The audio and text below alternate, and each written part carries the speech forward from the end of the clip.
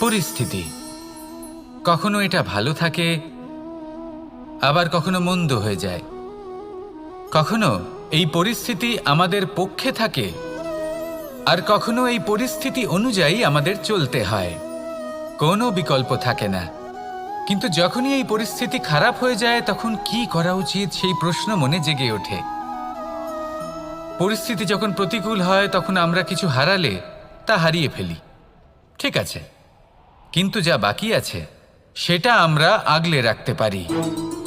পরিস্থিতিকে সামলে রাখার চেষ্টা আমরা অবশ্যই করতে পারি, শুধু সেটুকুই আমাদের হাতে রয়েছে। কিন্তু এর থেকেও বড় সমস্যা আছে, অহংকার।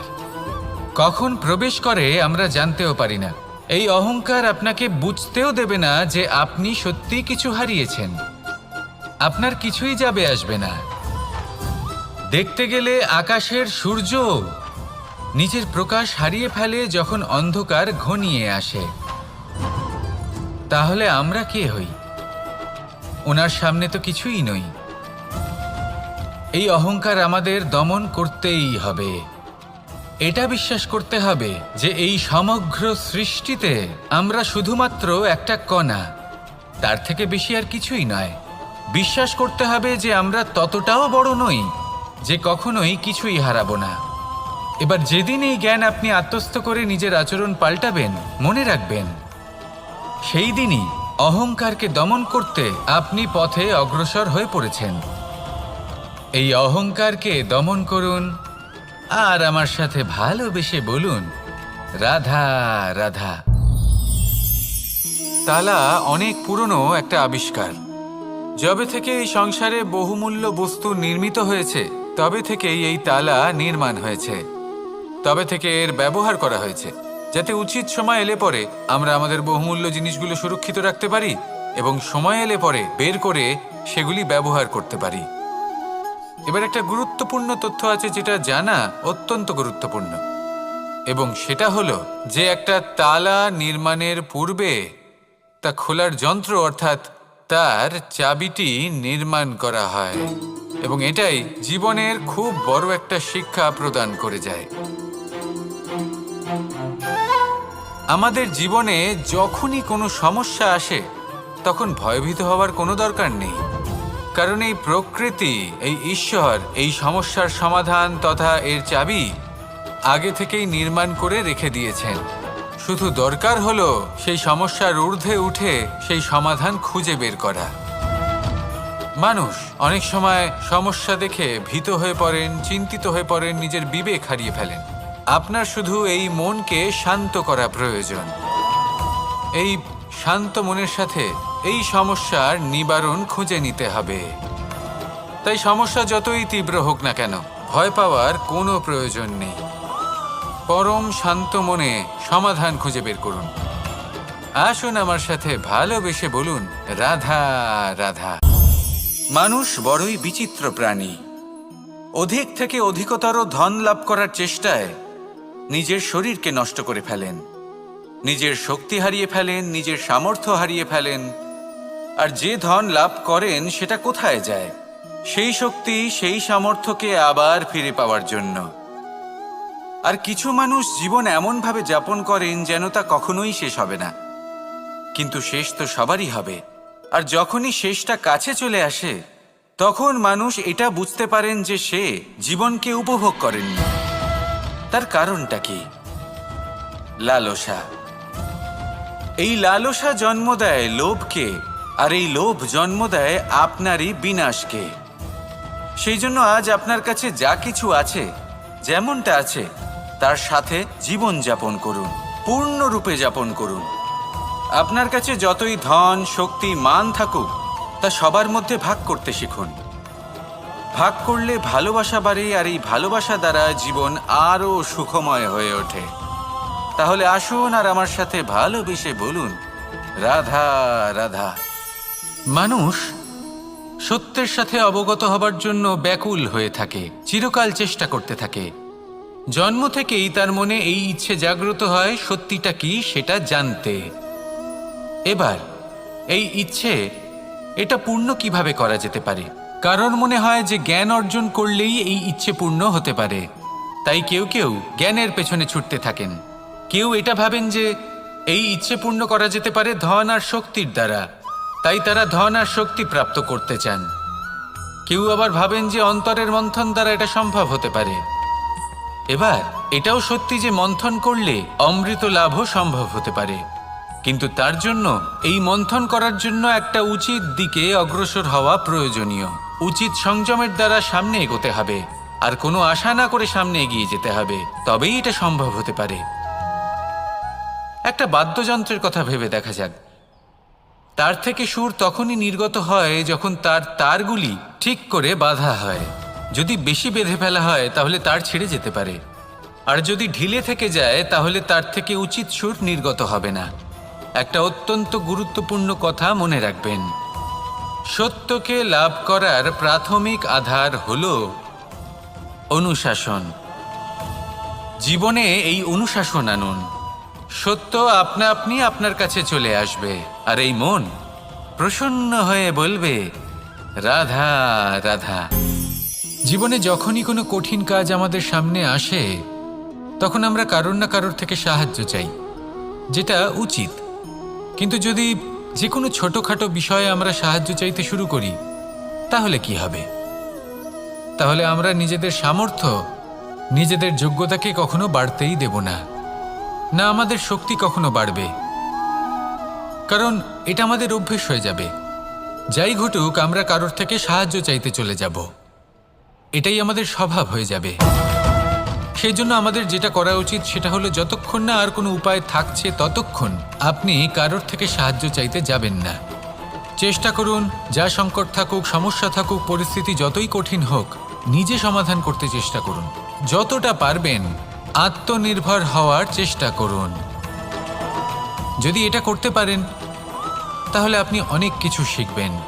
দিন প্রতিদিন আপনার জীবন আরও বেশি উজ্জ্বল হয়ে উঠবে, ব্যক্তিত্বের বিকাশ ঘটবে, আপনার শক্তি বৃদ্ধি পাবে, যোগ্যতা বৃদ্ধি পাবে, আত্মবিশ্বাস জেগে উঠবে, আর আত্মনির্ভর হয়ে মন বলবে রাধা রাধা। আমাদের জীবন হলো একটা উপবনের মতো, যেখানে কাঁটাও আছে আবার ফুলও আছে। আর যদি আপনি ফুল লাভ করতে চান তাহলে কাঁটার সংস্পর্শে তো আপনাকে আসতেই হবে। এটাই জীবনের সত্য। আমাদের জীবনে, আমাদের পরিবারে, আমাদের সমাজে দেখবেন ভিন্ন ভিন্ন ধরনের মানুষ আছে। কেউ আছেন দুর্জন, কেউ সজ্জন, কেউ শত্রু হন তো কেউ মিত্র। যদি আপনি দুর্জনদের কাছে যান তাহলে শুধুই কষ্ট পাবেন, যদি আপনি শত্রুর কাছে যান তাহলে ঝামেলায় জড়িয়ে পড়বেন। তার চেয়ে ভালো আপনি সজ্জনদের কাছে যান, আনন্দ এবং জ্ঞান লাভ করবেন। নিজের মিত্রদের কাছে যান, আপনি সাহস লাভ করবেন। আরও একটা কথা বলি, এই জীবন এত বড়ও নয় যে আপনি প্রত্যেক সমস্যায় প্রত্যেক মানুষের সাথে ঝামেলায় জড়াবেন। শুধু যার সাথে আপনার মনের মিল হবে তাকে প্রণাম করুন, আর যার সাথে মনের মিল হবে না তাকে দূর থেকে প্রণাম করুন। কিন্তু মনের মধ্যে থেকে প্রেমের বোধ কোথাও যেতে দেবেন না, কারণ এই ভালোবাসাই শেষ মুহূর্তে আপনার উচিত পথ প্রদর্শন করবে। তাই এই ভালোবাসাকে মনে জাগ্রত রাখুন, আর এই ভালোবাসার সাথেই বলুন রাধা রাধা। কোনো এক সময়ের কথা, একজন জেলের একটা ছোট্ট পুত্র ছিল। সে ভাবল যে আমি আমার বাবার মতোই মাছ ধরব। তখন সে একটা লাঠি নিল, তাতে দড়ি বাঁধল, আর সেই দড়ির মুখে যে কাঁটা বিঁধে থাকে তাতে চারা ঝুলিয়ে জলে ফেলল আর বসে থাকল। কিছু সময় পরে জলে একটি তরঙ্গ দেখা গেল। ও বুঝতে পারল খুব বড় একটা মাছ ফাঁদে পড়েছে। ও বল প্রয়োগ করলো, সেটা টানার চেষ্টা করলো, মাছও বল প্রয়োগ করলো, আর শেষে যেটা হলো সেই দড়ি ছিঁড়ে গেল আর মাছ বেঁচে পালিয়ে গেল। দেখুন, ও অনেক চেষ্টা করলো কিন্তু অসফল হলো। কখনো অধিক বল প্রয়োগ করলো, আবার কখনো কম বল, কিন্তু কিছুতেই সফল হলো না। ও পঞ্চমবার প্রচেষ্টা করলো, না বেশি বল প্রয়োগ করলো না কম, ততটাই বল প্রয়োগ করলো যতটা পর্যাপ্ত, ঠিক ততটাই বল, যতটা বল সেই মাছ প্রয়োগ করলো, আর শেষ পর্যন্ত জীবনে প্রথমবার ও মাছ ধরতে সফল হলো। এবার এই কথার সারমর্ম কি? ভারসাম্য। এটাই হলো জীবনের সবথেকে বড় নিয়ম। আমাদের সবার জীবনে সমস্যা রয়েছে, কখনো মন দিয়ে ভেবে দেখবেন।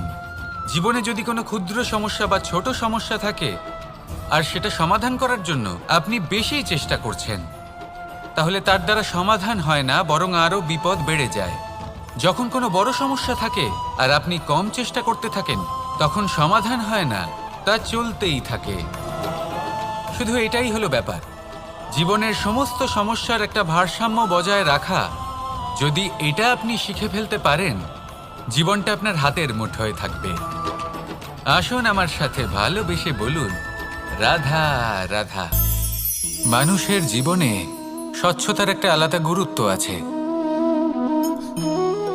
যদি আপনি নিজেকে স্বচ্ছ রাখেন, তাহলে আপনার নিজেরও ভালো লাগবে, সামনের ব্যক্তিরও ভালো লাগবে, একটা অন্যরকম প্রভাব পড়বে। কিন্তু একজন শ্রেষ্ঠ ব্যক্তি কিভাবে হয়ে ওঠা সম্ভব? যার মধ্যে গুণ আছে, শিক্ষা আছে, শুভ চেতনা আছে, যিনি সৎকর্ম করেন। কিভাবে হব সেই ব্যক্তি যার মধ্যে জ্ঞান আছে? শুধুমাত্র স্বচ্ছ থাকলে তো তা হওয়া সম্ভব নয়। প্রথমে আপনাকে বুঝতে হবে যে মানুষের মধ্যে 4টি মূল তত্ত্ব আছে। প্রথম হলো তার শরীর, যার দ্বারা উনি যে কোনো কর্ম করে থাকেন। দ্বিতীয় তত্ত্ব হলো তার মন, যার দ্বারা কোনো কর্ম করার জন্য সে নিজেকে প্রেরণা দিতে থাকে। তৃতীয় তত্ত্ব হলো বুদ্ধি, যে কর্ম আমরা করতে চাই, যে লক্ষ্যে আমরা পৌঁছতে চাই, সেটা আমরা কিভাবে কোন পথে করব সেটা স্থির করা যায় বুদ্ধি দিয়ে। আর চতুর্থ তত্ত্ব হলো আত্মা। আত্মা হলো এমন এক তত্ত্ব যার কোনো সমাপ্তি নেই। আত্মা হলো অজয়। কিন্তু এরও শুদ্ধিকরণের প্রয়োজন হয়। এই 4টি তত্ত্বের শুদ্ধিকরণ করতে থাকুন, এদের নির্মল রাখুন, শুদ্ধ রাখুন। এবং এটা কিভাবে হবে? শুভ চেতনা দ্বারা, জ্ঞানের দ্বারা, এবং সবথেকে বেশি গুরুত্বপূর্ণ প্রেমের দ্বারা। আসুন আমার সাথে ভালোবেসে বলুন, রাধা রাধা। একে বালি বলুন, মাটি বলুন বা ধুলো বলুন, এ দিয়ে কত কিছু করা সম্ভব। এ দিয়ে আপনি নিজের বাসস্থান নির্মাণ করতে পারেন, প্রাচীর গড়ে তুলতে পারেন, অট্টালিকা নির্মাণ করতে পারেন। কিন্তু যদি এই বালিকে আপনি মুষ্টিবদ্ধ করে রাখতে চান, তাহলে তা হাত থেকে ফসকে যাবে। আপনি কখনোই একে মুষ্টিবদ্ধ করতে পারবেন না। এরকমই হয় আমাদের জীবন, আর এরকমই হয় সময়। এই মুষ্টিবদ্ধ করা বালির মতো। সময়কে আমরা বাধা দিতে পারবো না, আটকেও রাখতে পারবো না। এ হলো প্রবাহমান। জন্ম থেকে মৃত্যু পর্যন্ত এই যে সময়, তা খুবই সীমিত। আর এই সময় আমরা যেটাই করি তার দ্বারাই আমাদের মূল্য নির্ধারিত হয়। আর এই সংসার থেকে চলে যাওয়ার পরেও এই সংসার এই সব কর্মের জন্যই আমাদের মনে রাখে। তাই যদি আপনি এটা ভাবেন যে আজ যে কর্ম করার ছিল আমি না হয় কাল করে নেব, কাল আমার লক্ষ্যে পৌঁছানোর কথা ছিল আমি পরশু পৌঁছব, না, এই সময় খুব মূল্যবান, একে নষ্ট করবেন না। এই সময়কে সদ্ব্যবহার করুন, মহান হবার পথে অগ্রসর হন। একে যদি মুষ্টিবদ্ধ করে রাখার চেষ্টা করেন, এই সময় থেমে থাকবে না। আসুন আমার সাথে ভালোবেসে বলুন, রাধা রাধা।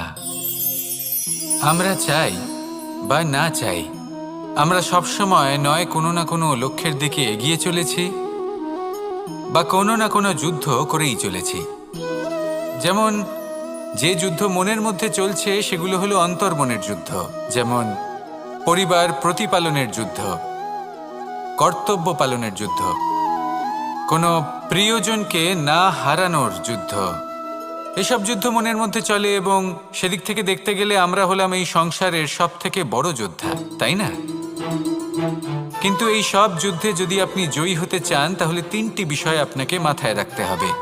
প্রথম হলো সেই ব্যক্তি যিনি এই যুদ্ধে পরাজিত হয়েছেন তাকে নিজের থেকে দূরে করে দেবেন না, বরং আপনি তার কাছে যান, তার সাথে কথা বলুন, কথাবার্তা চালান, আলোচনা করুন, তার থেকে পরামর্শ নিন, এবং বুঝতে চেষ্টা করুন উনি কি ভুল করেছিলেন এবং সেই ভুল নিজের জীবনে করবেন না। দ্বিতীয়, সেই ব্যক্তি যিনি এই যুদ্ধে জয়লাভ করেছেন তার অভিজ্ঞতা থেকে শিখুন।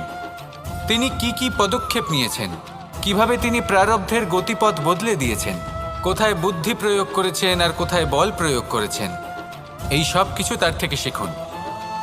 এবং তৃতীয়, আপনার নিজের বিবেক, তার কোনটা উচিত বোধ হচ্ছে কোনটা অনুচিত বোধ হচ্ছে সেটা বুঝে নিন। যদি এই তিনটি বিষয় আপনি বুঝতে পারেন তাহলে ধরে নিন যে আপনি সাফল্যের পথে অগ্রসর হয়ে চলেছেন। আসুন আমার সাথে ভালোবেসে বলুন, রাধা রাধা। কনক, কি সুন্দর একটা শব্দ। এর অনেকগুলো রূপ রয়েছে, অনেকগুলো অর্থও রয়েছে। প্রথম অর্থ হলো স্বর্ণ, অর্থাৎ সম্পত্তি। দ্বিতীয় অর্থ ধুতুরা, অর্থাৎ গাছের ছোট একটা বীজ যা কিনা অত্যন্ত শক্তিশালী হয়। যদি বেশি মাত্রায় এর প্রয়োগ করা হয় তাহলে এটা বিষময় হয়ে উঠতে পারে। এই হলো সেই ধুতুরা যার প্রয়োগ মহাদেবের পুজোতে করা হয়। এবার প্রশ্ন হলো এটাই যে এই স্বর্ণ এবং এই ধুতুরার মধ্যে মিল কি রয়েছে। মিল হলো এটাই যে এই দুটোই মানুষকে মত্ত করে তোলে। ধুতুরা মানুষকে তখন মত্ত করে যখন তাকে সেবন করা হয়, কিন্তু স্বর্ণ, ধন, সম্পত্তি, মানুষ এটা যতটাই অর্জন করে নেয় সেটাই যথেষ্ট। এই স্বর্ণ মানুষের ভাবনা চিন্তা করার ক্ষমতাকে বশ করে ফেলে। মানুষ সম্পত্তির লোভে মত্ত হয়ে ওঠে, কারণ যে যত চমৎকারী, যতটা অমূল্য হয় তাকে সামলানো কিন্তু ততটাই কঠিন, তাই না? তাই মনে রাখবেন, ধন, স্বর্ণ, সম্পত্তি এগুলো ধুতুরার থেকেও অনেক বেশি বিষাক্ত হতে পারে। তাই এর ওপর আত্মসংযমের একটা কবচ পরিয়ে রাখবেন এবং বিবেকের শক্তির সাথে এগুলো প্রয়োগ করুন, তবেই কল্যাণ হবে। আসুন আমার সাথে ভালোবেসে বলুন, রাধা রাধা। বাহ, পুষ্পের সুবাস আমার খুব ভালো লাগে। অত্যন্ত সুন্দর হয় এই পুষ্প। এইভাবে চারিদিকে পুষ্প দেখে মন আনন্দিত হয়ে ওঠে। এবার আপনারা ভেবে দেখুন, আমার চারিদিকে পুষ্প নয়, আগুন আছে। তাহলে কি হবে? আমার শরীর কি জ্বলে যাবে না? অবশ্যই জ্বলবে। শরীরকে কি আগুনের তাপ সহ্য করতে হবে না? অবশ্যই সহ্য করতে হবে। এটাই হলো প্রকৃতির নিয়ম। এই নিয়ম কিন্তু আমরা সবাই জানি, কিন্তু আমাদের মধ্যে বেশিরভাগ মানুষ এই বিভ্রান্তি নিয়ে বাঁচি যে এই যে প্রকৃতির নিয়ম তা আমার ওপর প্রযোজ্য নয়। তা কিন্তু নয়। আমাদের চতুর্দিকে এই যে নিসর্গ রয়েছে, আমরা তার কতটা ক্ষতি করি সেটা একবার ভেবে দেখুন। আমরা বনাঞ্চল জ্বালিয়ে দিই, বায়ু দূষিত করি, জল দূষিত করি, প্রাণীদের হত্যা আমরা করি। কেন? এই নিসর্গ আমরা নষ্ট করি, যদিও আমরা জানি যে আমরাও হলাম এই নিসর্গেরই অংশ। এবার দেখুন, শরীরের কোনো অংশে যদি আগুন ধরান, আস্তে আস্তে সমস্ত শরীরও জ্বলে যাবে। সেইভাবেই নিসর্গ যদি নষ্ট হয়ে যায় তাহলে মনুষ্য জাতিও নষ্ট হয়ে যাবে। তাই এই যে নিসর্গ আপনি দেখছেন, এই পুষ্প, এই বৃক্ষ, বায়ু, জল, এদের সকলকে রক্ষা করুন, নষ্ট নয়। মনে রাখবেন, যদি নিসর্গ থাকে মানুষ থাকবে, যদি নিসর্গ থাকে তাহলেই জীবন থাকবে। আসুন আমার সাথে ভালোবেসে বলুন, রাধা।